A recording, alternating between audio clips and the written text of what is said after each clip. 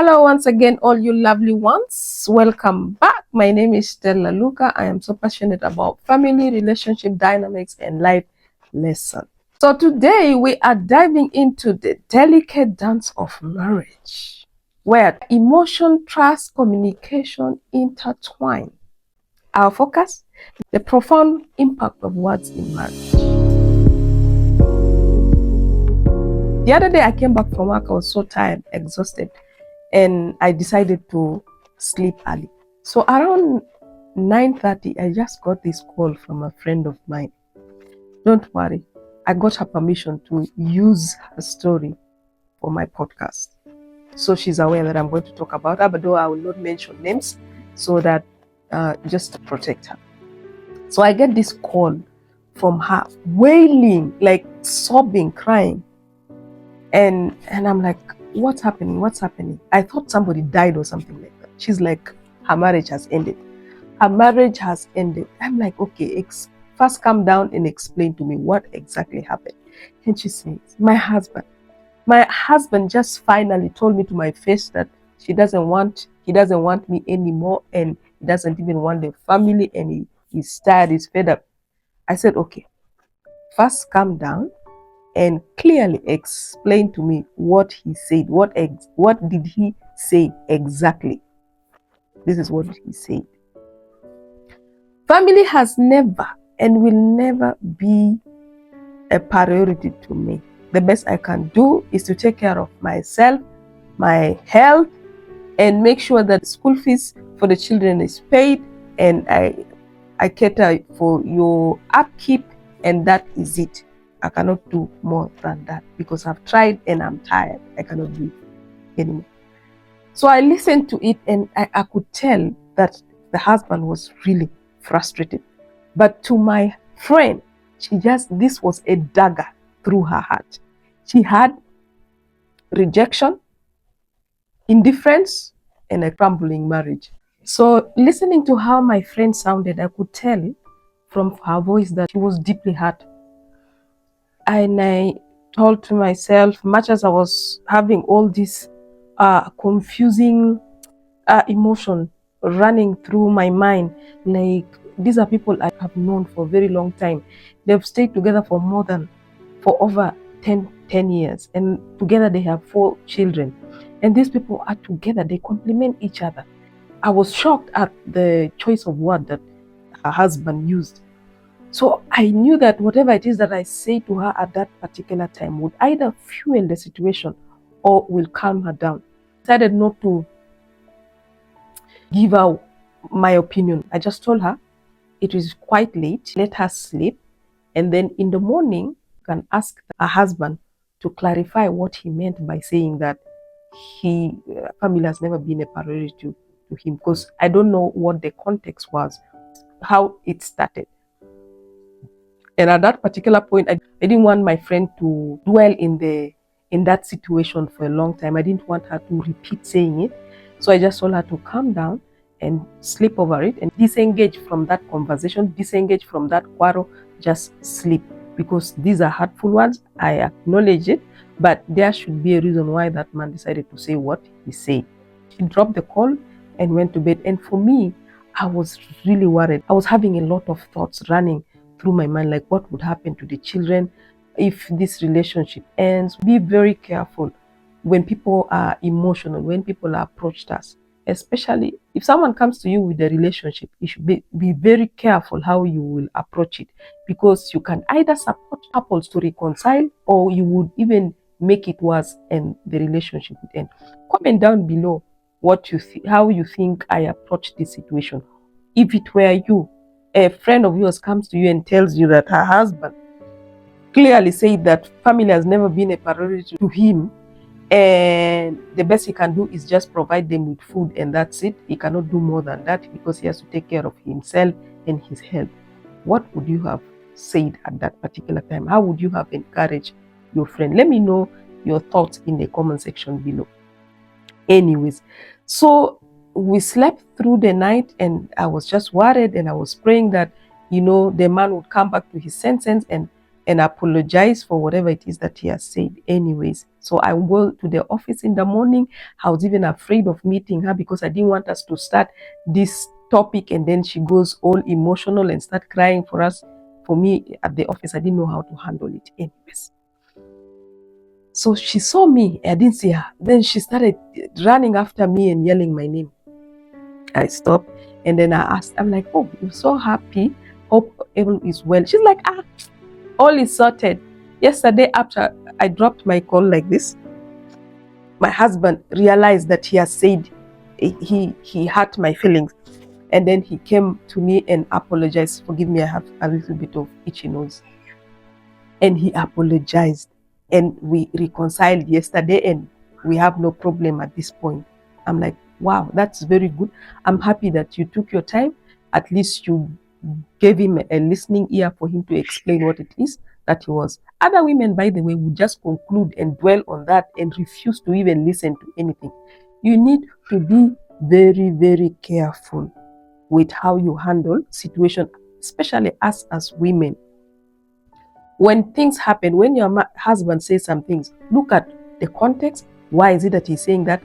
What was his state of emotion by the time he was saying what he was saying? Because you will destroy your own marriage. Assuming that lady decided to walk away at that particular time, the man would not even have the opportunity to apologize and to reconcile this thing very fast. Imagine it reaches a family. You need to be very careful who you call when a situation like this comes, because the person can either help you or destroy that relationship.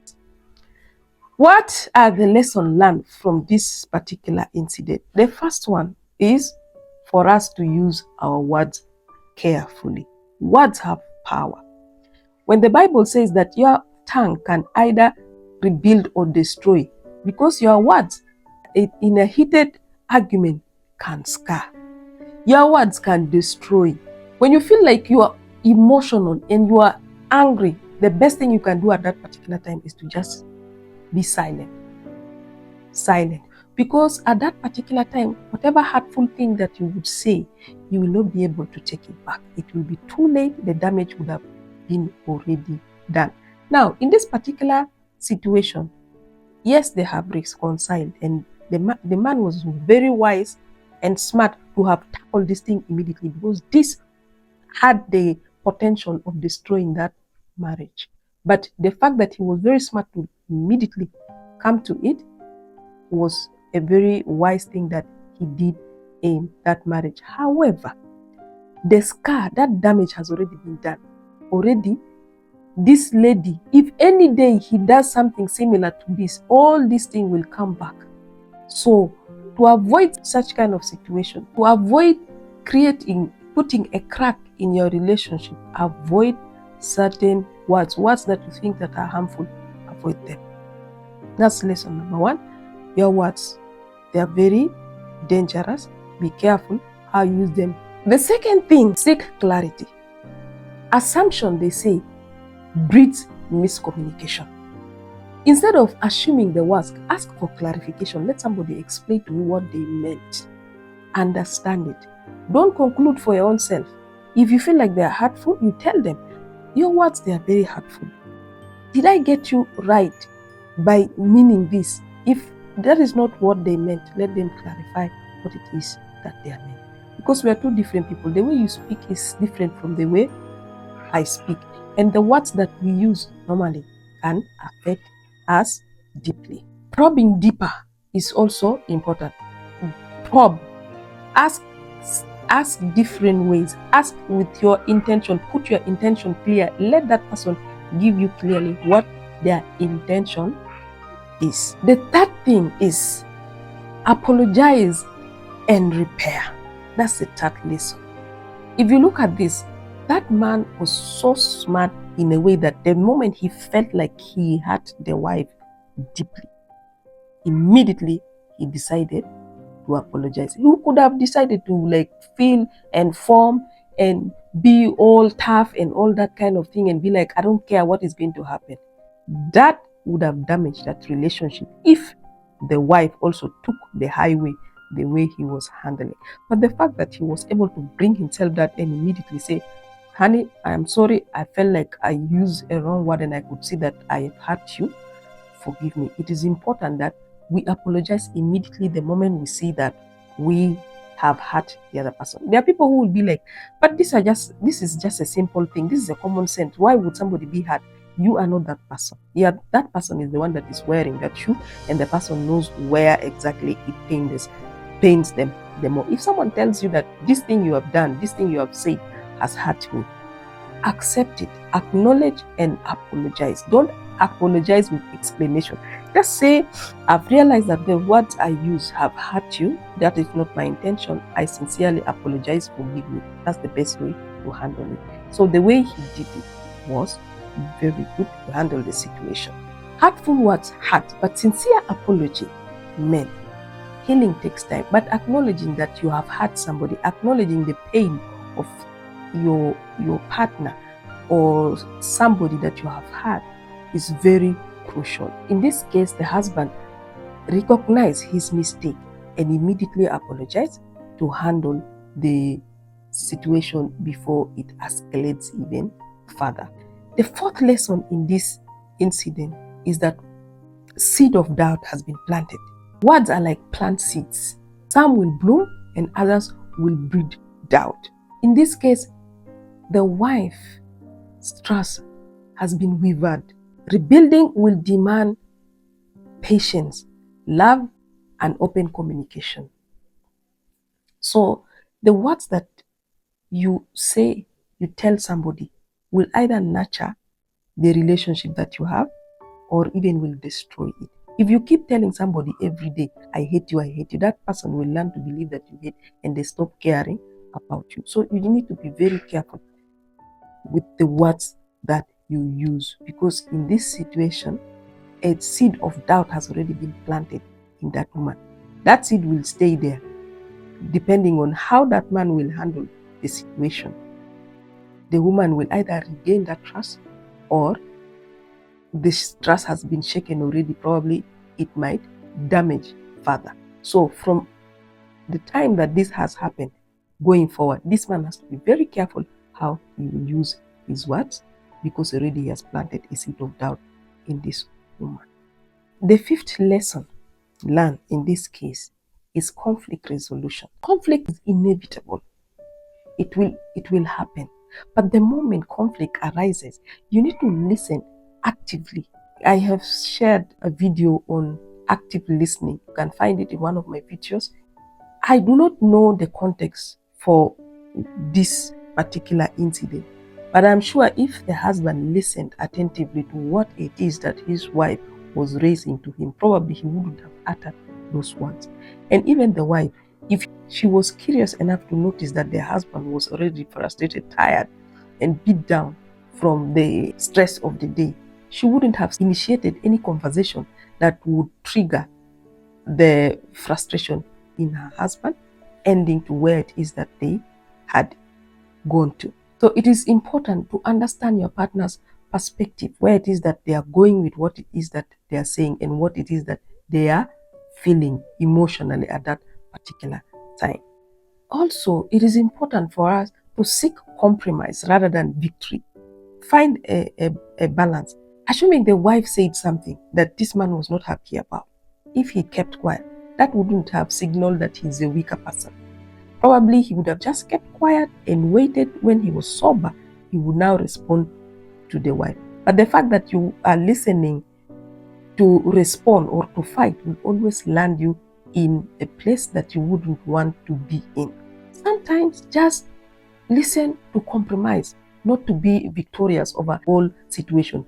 It is not going to benefit. One person has to be a bigger person in order to arrest or to handle any kind of situation, conflict that will arise between two couples. So as we bring this to a conclusion, marriage isn't about perfection, it's about growth. Silence over hurtful words and nurturing with kindness. Let love be the binding language between couples, between us, in our marriages. If you have listened up to this point, I don't take your time for granted, but I would like you to do me one favor. Share your experience on how words has shaped your own relationship in the comment section below. Let us learn and grow together. At this point, we bring this video to a conclusion. Remember to share with your friends, like, subscribe, and if you're watching me on Facebook, remember to follow me as well. And remember, words matter a lot. Until then, stay fabulous.